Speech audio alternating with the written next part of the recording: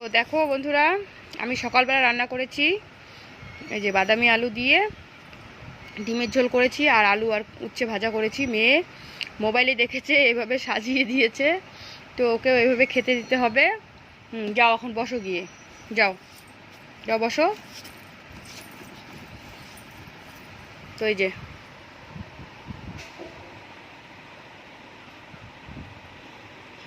দেখছো বসে পড়েছে, তো বিছানার মধ্যেই বলছে ও খাবে বিছানার মধ্যে। তো কী করবো, বাচ্চা মানুষ, দিতেই হবে।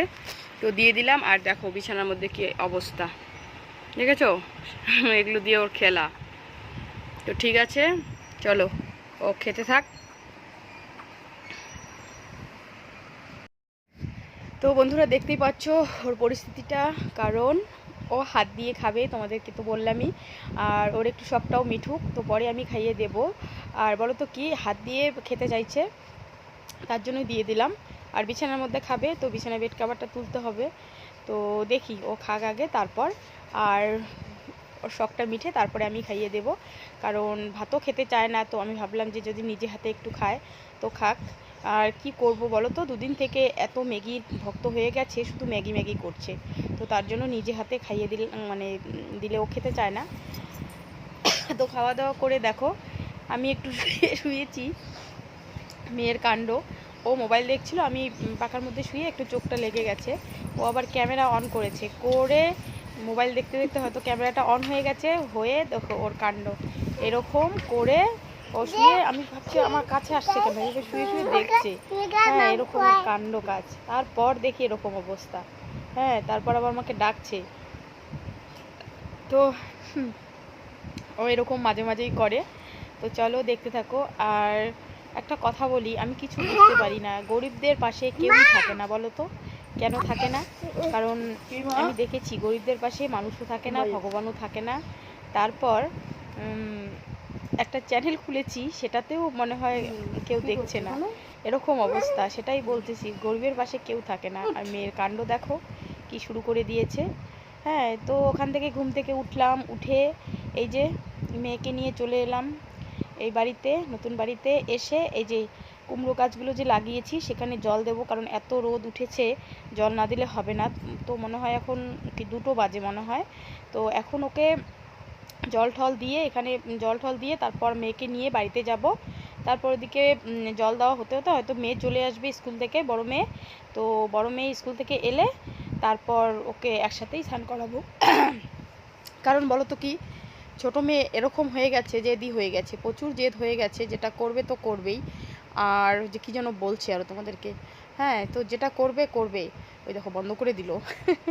আমি ক্যামেরা অন করেছি, ওরা বন্ধ করে দিল। তো এইভাবে এই যে কালকে মাছাটা যে দিয়েছে জাঙিটা, তো এইভাবেই দিয়েছে, এই যে এভাবে দিয়েছে। তো আর যেটা বলছিলাম, আমার মেয়ের এতটাই জেদ হয়ে গেছে, মানে যেটা বলবে তো করতেই হবে ওটা।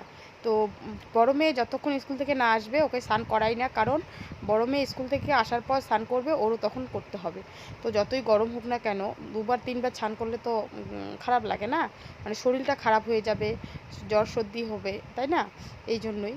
তো চলো এখন যাব বাড়িতে, বাড়িতে গিয়ে ওকে স্নান করাবো, মেয়ে চলে এসে।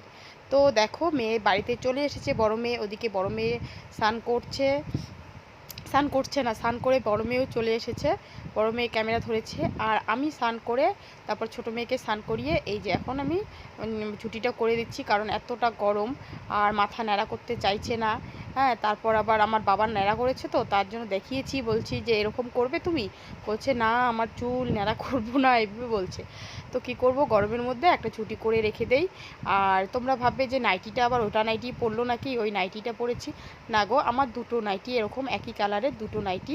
তো 2টো নাইটি নিয়ে এসেছি তার জন্যই, তো সেটা আবার ভেবো না। তো চলো। তো বন্ধুরা রাত হয়ে গেছে, তো রাতের রান্না এই দেখো ডিম আর ঝোল করেছি, মানে ডিমের ঝোল আর ভাত করেছি, আর কিছু করব না। হ্যাঁ, তো এখন মেয়ে বড় মেয়ে টিউশন গেছে, এখনও আসেনি। আর এই যে দুপুরের রান্নাটা, আর এই যে তারপর দেখো বড় মেয়ে টিউশন থেকে আসার পথে এই যে বিরিয়ানি নিয়ে এসেছে, ওনাকে বিরিয়ানি খাবে। তো আমার হাজব্যান্ডের একটু কাজ ছিল, তার জন্য মেয়েকে একবারে একটু লেট করে নিয়ে এলো, এখন রাত 9টা বাজে। তো এইদিকে দেখো সবজি খরচা করে নিয়ে এসেছে, এই যে বেগুন আর ঝিঙে এনেছে, তারপর তারপর সজনে ডাঁটা, তারপর কোয়াশ, এই যে পেঁয়াজ, উচ্ছে, তারপর এগুলোই নিয়ে এসেছে, দেখতেই পাচ্ছ। আর এই যে মেয়েদের খাওয়ার জিনিস নিয়ে এসেছে, এগুলো না হলে তো হবেই না। আর হাজব্যান্ড এখানে বসে আছে, বলছে ক্যামেরার মধ্যে তোমার মুখটা এত বড় লাগছে কেন, এইভাবে বলছে। তো আমি বলছি, ও হাজব্যান্ড আবার বলছে আমার মুখটা ছোট লাগছে, তোমার মুখটা তো বড় লাগছে কেন। আমি দেখি তাই অবাক, এই যে মেয়ে আমার হাজব্যান্ড আবার বলছে আমি মুখটা একটু মুছে নেই, তারপর যদি বড় লাগে। তারপর বলছে ঘুম ঘুম পাচ্ছে কেন এরকম। তো চলো, এই যে বলছে, তো চলো দেখতে থাকো।